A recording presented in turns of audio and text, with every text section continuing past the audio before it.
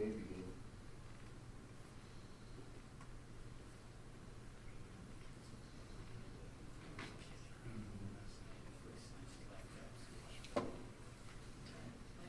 I understand. I have impossible. My kids, yeah. Not really. We'll watch wrestling. They wrestle. Yep. That's complicated until March. Yep. It's busy.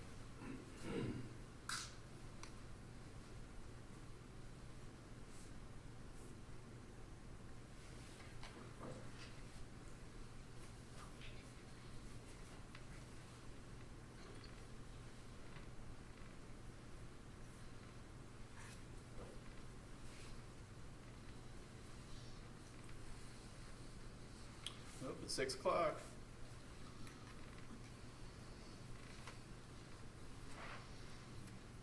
Sam, would you like to take minutes? Oh, sure. Yeah, I can. Shelley won't be joining us tonight, so. So I'll give you 1 more minute.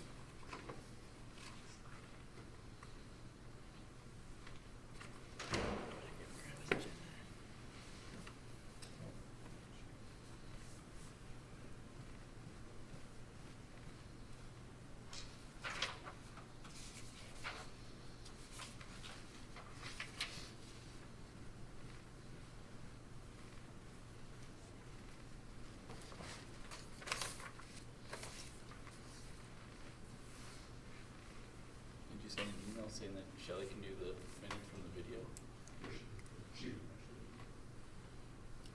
Oh. Take a few notes.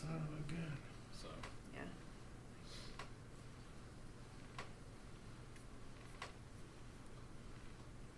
son of a gun. Now I can't find me.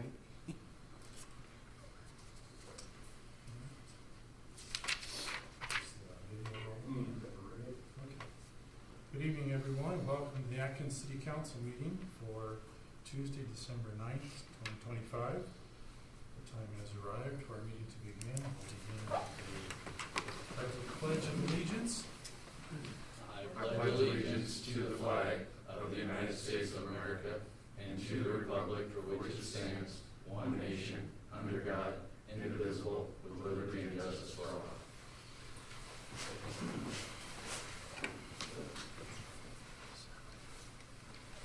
Begin with the roll call of the members present in the room. David Fisher, Present. Bob Stolen, Present. Samantha Peterson, Present.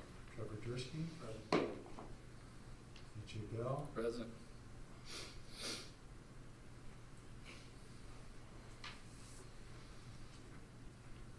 Next order of business is the approval of the agenda by the City Council. Would there be such a motion? Make a motion to approve the agenda. Second. Motion by Bell, second by Fisher. Any further discussion? Hearing none, roll call vote. David Fisher, Aye. Bob Stolen, Aye. Samantha Peterson, Aye. Trevor Dursky, Aye. J. Bell. Aye. Motion carries.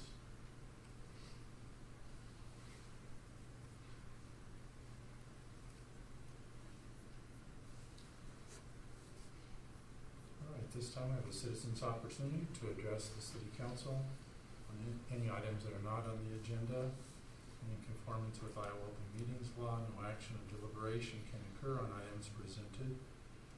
Please walk to the lectern, state your name and address so the clerk can properly enter the record.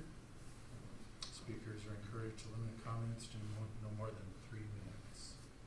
Do we have anyone so inclined to speak tonight? Seeing none. Moving on to unfinished business. That being ordinance 237, an ordinance amending the Code of Ordinances of the City of Atkins as amended by adding a new section entitled Establishing City Utility Accounts Deposit Required. This will be the final reading. That's the third reading of this ordinance. So do we have a motion to approve ordinance 237? Motion to approve. Second. Motion by Fisher, second by Bell. Any further discussion, council? Hearing none, move on to roll call. David Fisher, Aye. Bob Stolen, Aye. Samantha Peterson, Aye. Trevor Dursky, EJ Bell. Aye. Motion carries.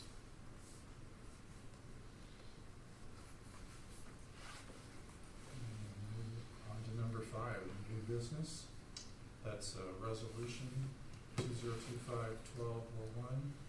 That's removing Bruce Visser and Samantha Peterson as authorized signatures on city bank accounts and depository services, and authorizing Mayor-elect Brian Cruz and providing for an effective date of January 2, 2026, 12 p.m. That's adding Mayor-elect Brian Cruz. Make a motion to approve. Okay. Second. Motion by Bell, second by Fisher. Any further discussion? Mr. Keck, it's kind of That's all right. That's all right. It's a matter of normal operations. So with that, we have a roll call. David Fisher. Aye. Bob Stolen. Aye. Samantha Peterson. Aye. Trevor Dursky. Aye. EJ Bell. Aye. Motion carries.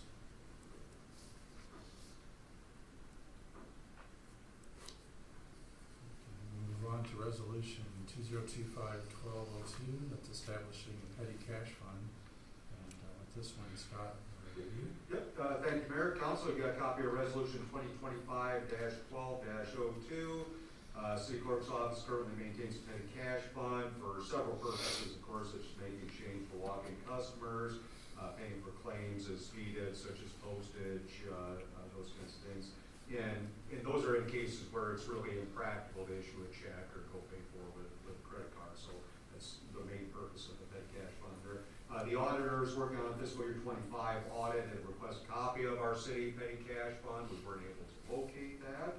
The policy that will govern the use of petty cash funds. So consequently, we don't have anything established that's codified regarding reconciliation of the fund, custodian of the fund, the amount of cash authorized to be in the fund, how the fund gets replenished, as well as the authorized uses of the fund. So the policy that we drafted identifies all of those things in that particular policy.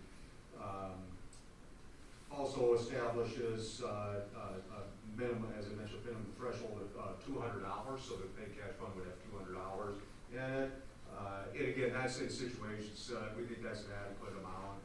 You'll oftentimes surprise you the number of people that will come in, pay for a building permit, pay for extra garbage tags, for example. Might use a $100 bill, and we'll wind up making a lot of change. So we got to give somebody back $60, $70, $80 in change. We pretty well wiping out petty cash fund. So we want to establish it at $200.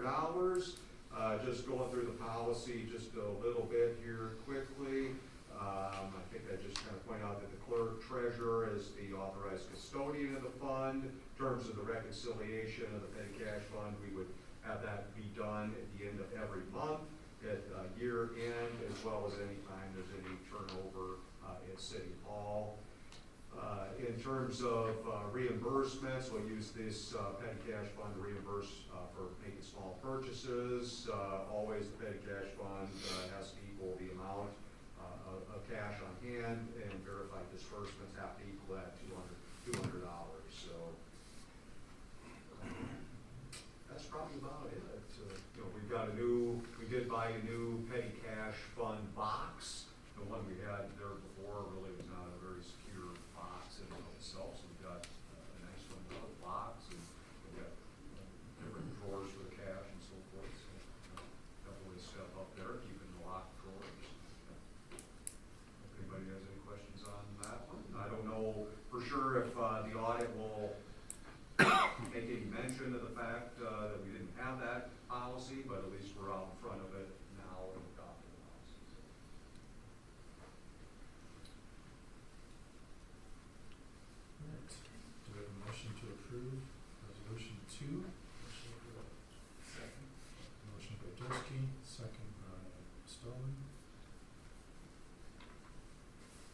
discussion? Okay, hearing none, the roll call vote is David Fisher, Aye. BJ Bell, Aye. Samantha Peterson, Aye. and Trevor Dursky, Aye. Bob Stoll. Aye. Motion carries.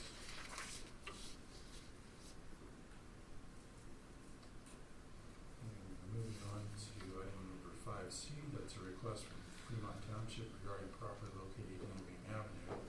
This is a grant for a emergency generator. And Scott, Reed? Yes, thank you, Mayor. At the last council meeting, the clerk from Fremont Township made a request basically for a one-time grant from the city using local option sales tax dollars and community betterment accounts, so not property tax dollars, but local option sales tax dollars, to replace the backup generator for a property that's owned by the township at 89 Main Avenue. Do want to point out that that is, of course, identified in the Benton County Emergency Management Hazard Mitigation Plan as an emergency shelter for the community, and presently that is the only facility that's in Atkins that's in that plan, identified as an emergency shelter for the community. We've got a cost estimate for the backup generator, a little over $10,000, so $10,084. Again, as I mentioned, just a one-time grant situation here. Be a new 200 amp generator, transfer switch, battery stop, cold weather package, all that. And I thought Trevor had asked about this, so we included this in the resolution. It was important as well that the clerk had mentioned at the last meeting a significant investment that the township has already made in 89 Main Avenue. Just to review that, they've invested a total of $663,088 into the restoration of that property following the 2020 derecho. They had to take out bank loan, of course, zero interest loan from a local bank to help fund some of the portion of the project that the grant and insurance would not cover. So again, appreciate all their investment in restoring a really very important building for the community and also on Main Avenue. So it just seemed like a good opportunity to use some accumulated sales tax dollars for that purchase. So, anybody else have anything else on that? What's the amount on the derecho recovery? That was, they spent $663,088. Reinvestment on the restoration of the building.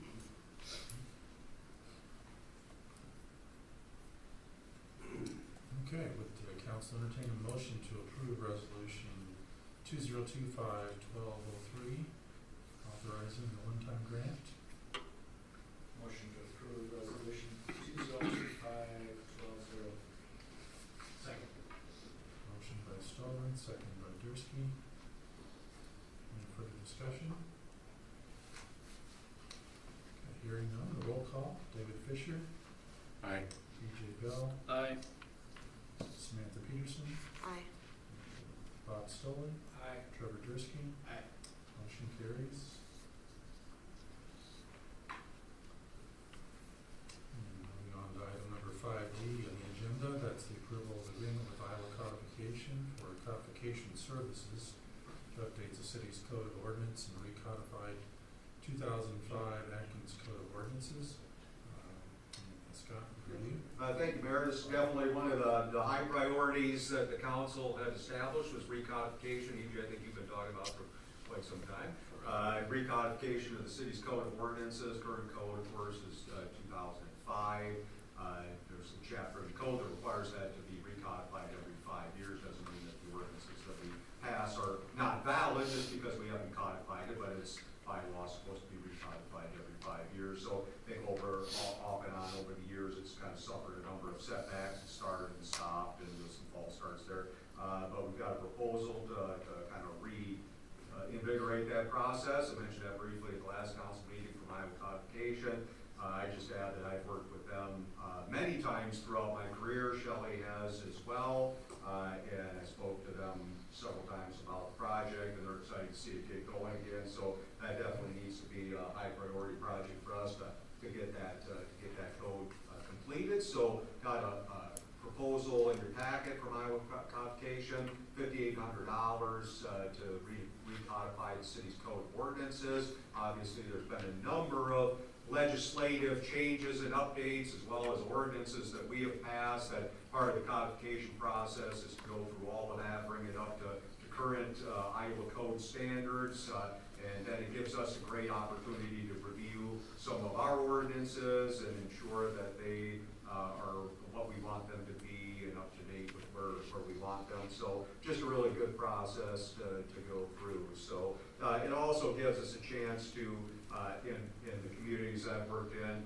that we'll have another package with them when we get done, that we'll be able to host it on our website. And as you know, we're gonna create a new website here at some point, but we'll be able to have it on our website. It's searchable, keywords, and all up to date and maintained, and they will host it. So it'll be very 21st century city code ordinances for us. So I think it'd be a great step forward for the community to be able to have access to the code right online, real easy, user friendly. Sounds good. It's just sad that this was already once paid for before 2020 and set down the road, then it got rejected by old council. Remember it like yesterday. Motion to, yeah, Approve the I'll agreement. yeah. I'll second. Motion by Jersky, second by Bell. Any further discussion? Hearing none, the roll call vote is David Fisher. Aye. Edward Bell. Aye. Samantha Peterson. Aye. Trevor Jersky. Aye. Bob Sterling. Aye. Motion carries.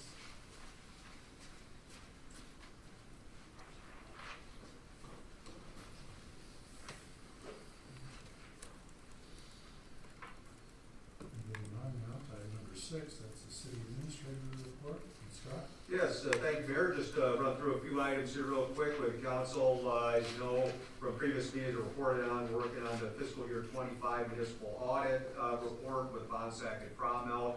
They've really been keeping Shelley and I quite busy the last month or so on this. So generally, there's about 4 to 5 people that continually sort of peppering us with requests, information. So we got to kind of research everything and gather it for them and respond to questions. So definitely a lot of work going into that. Now, what you're going to see this year, typically what we've seen here in the past is the deadline for the audit is March 31st. I'm not sure that you've ever had it done by March 31st. So like this last one we had in August. So we're going to be on track to have this final audit report to you in January. So probably a couple of months ahead of the state mandatory completion date. So if you remember the last couple of years, we've had to get this extension from the state when we had the state auditor's office do it, and they've asked us to give them an extension to complete the audit because it wouldn't be done by March 31st. So we're putting a lot of time into this, Shelley in particular, getting this done now early, so you'll have it probably the earliest you've ever had the audit. So all going well, just kind of a lot of work goes into it. The city holiday luncheon, I know several of you are going to attend that here December 18th over the noon hour. So excited to have everybody join us for that. Not sure if that's been done recently or anything, but it's probably maybe the first time in a little while it's been done. So we're excited to get everybody together and include the elected officials and have that fellowship.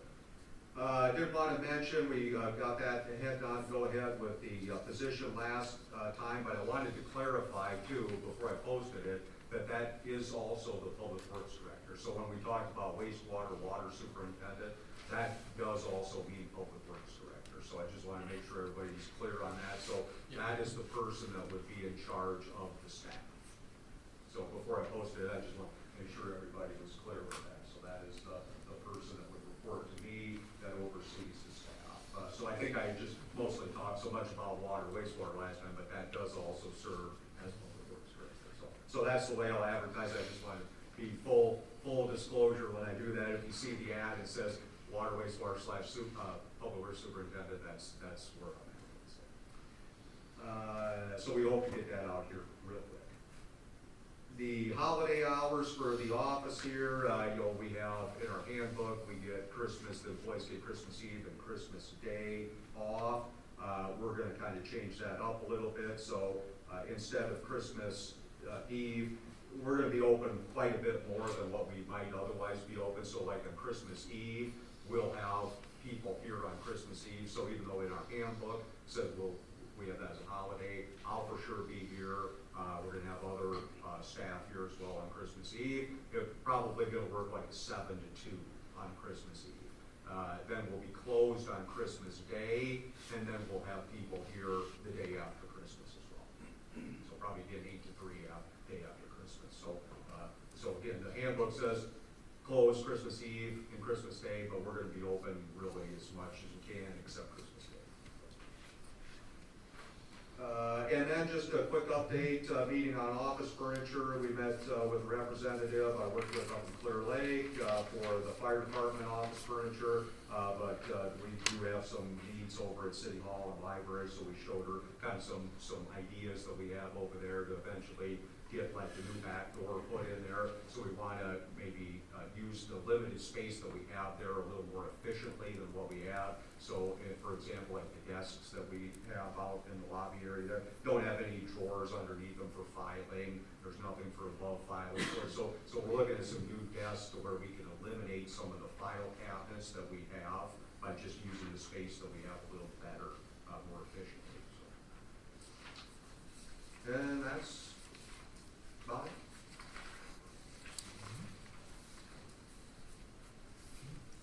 And for the mayor's report, we attended the East Central Iowa Council of Governments board meeting last week. We're in the process of hiring a new director for that position. It's an important organization throughout the 6-county region. It helps assist small communities like Atkins. Atkins is considered a small community under 2,500 population, just barely, but we're looking for a new director there. And with that, we move on to the consent agenda, and that includes the approval of the abstract of bills and claims, the revenue and expense report, treasurer's report, bank reconciliation, approval of the November 25 council meeting minutes, and rescheduling the December 23rd, 2025 council meeting to December 18th at 6 p.m. That's to avoid the Christmas holiday week. And then resolution 2025-1204, that's a resolution authorizing city clerk to make a transfer of funds. And then the final approval of library board trustees wage resolution. So those are the items on the consent agenda for this evening. If council so desired, they could make a motion to approve.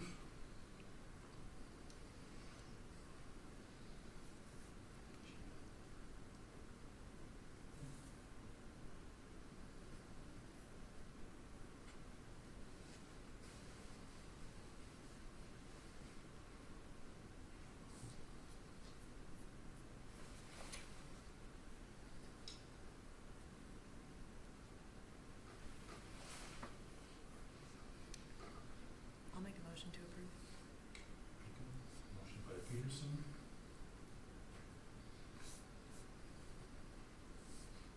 Rolling extension. Correct.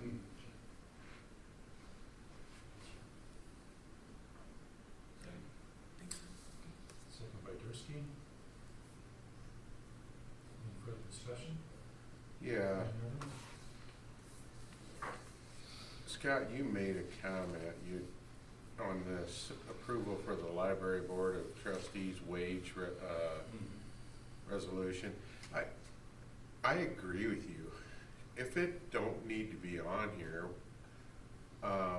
and they've approved it, we did the same thing last year, and it was just, I don't understand why, if we have no authority to say no on it, why would you put it on an agenda to vote on if you can't say no on it? Yeah, I think you pretty much are locked in. So the board of trustees, they do oversee that. I think it's just that here you guys have had it on there year after year, so we just put it back. It was only on last year, the way I understood it. It was on last year, you were correct. It's been our practice to, at least as far as I've been on, is to approve, wage, because it's a spending account. But we have no authority over it. That may be discretion. I would say we give them their money. If we could defund or increase funding or adjust funding, like, so I think that's the position of the council, is funding Correct. the library. So If they wanna let us know what they're So doing, like, that's to one be thing, but to informed approve it. about that funding level, I think it would make, it makes sense, obviously, if all development's the library. I'm just saying, I think that's probably the line of reasoning why the council's interested in following the library. Is it in the consent agenda here? Yes, it is. Okay, so there's, transfers between funds. Oh, maybe you didn't get that. Oh. Yep, there you go. Okay, yeah. I sent out one version. Oh, that's right, there was a Yeah. line item added Yeah. there. Yep. Yeah, that would be approval of library board of trustees wage resolution. They did have to, pass a resolution on as a board, Hmm. which sometimes in the past they've not used a resolution, they just noted in minutes, so.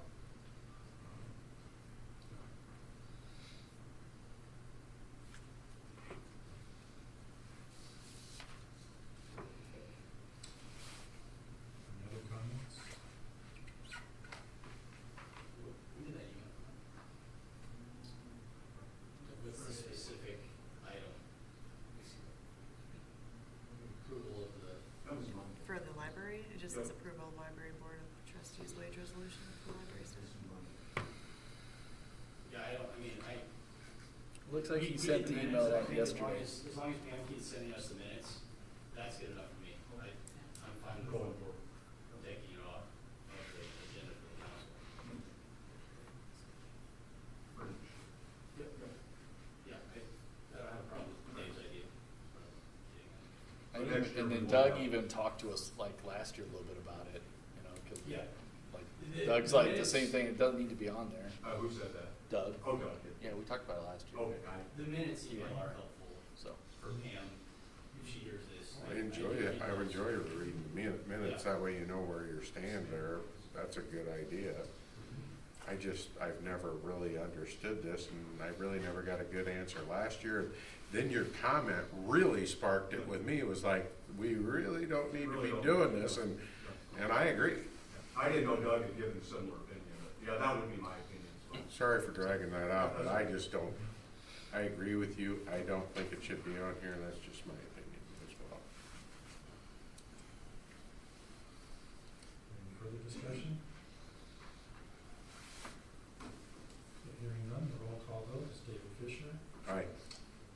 PJ Bell, aye. Samantha Peterson, Aye. Trevor Dursky, I- Bob Stone. Aye. Motion carries. Okay,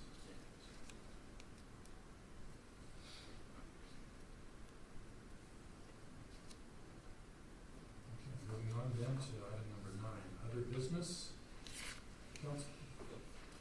I was gonna mention one thing, just, we posted on social media that first event this weekend has been canceled, due to the harsh weather and cold, so still gonna have the event, here at the Inside. library for Sandy, inside stuff at the parade, fireworks, outside stuff has been canceled, so. That's why we didn't do the agenda. I mean, Correct, yeah, on the resolutions. Yeah. Yeah. I'm glad he woke up at 2:30 a.m. Remember that, even though I may have mentioned that. Then I just had a question on, people, citizens at Park Ridge asking about not having the snow pushed into the sidewalk so hard on their side of the property. Maybe they could, not when they flare the corners so much, because that's gonna happen, I mean, they're gonna come out and dig it out, but maybe they can push, instead of pushing it back to the south side of the road, maybe they can push some of that to the north, so we don't have to chisel through the sidewalk to get stuff out, because older population, disabled, et cetera, yada, yada. Yeah. It's just no fun. Right. And I know that there was one down by your house, Yes. and Dave's seen some stuff. And it's been an ongoing thing with the snow. Those guys have been out there this 2 weekends in a row. I know it's their job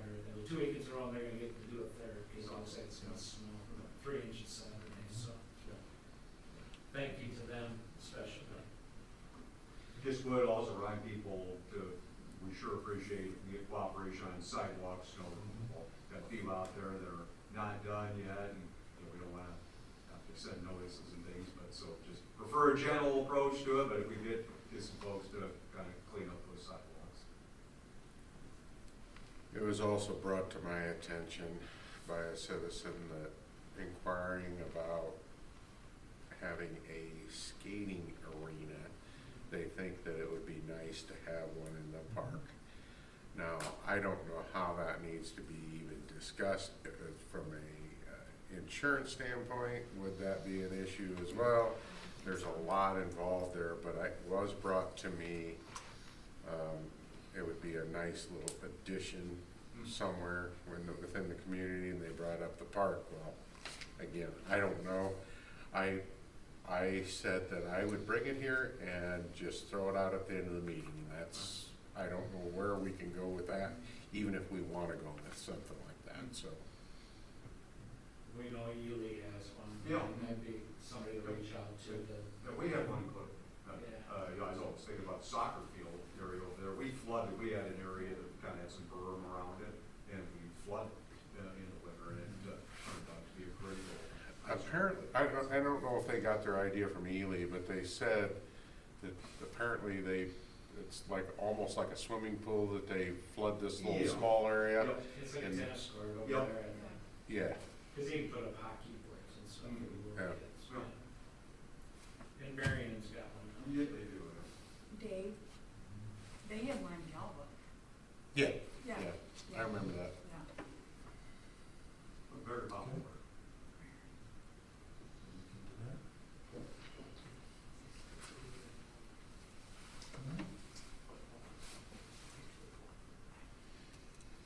Just remember, folks, we do have the meeting on December 18th here at 6 p.m. That's a change again to the schedule, the normal meetings.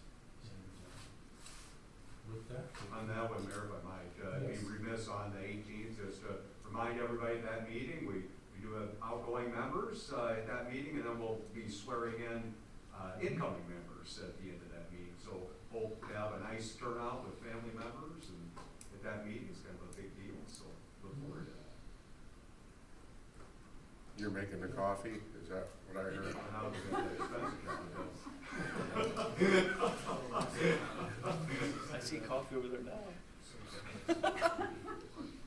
well, with that, we will entertain a motion to adjourn. Make a motion to adjourn. Motion by Second. Bell, second by Fisher. Roll call vote, David Fisher, AJ Bell, Aye. Samantha Peterson, Aye. Trevor Dursky, Aye. and Bob Stoll. Aye. Motion carries. Thank you, everyone, for your attention for this tonight.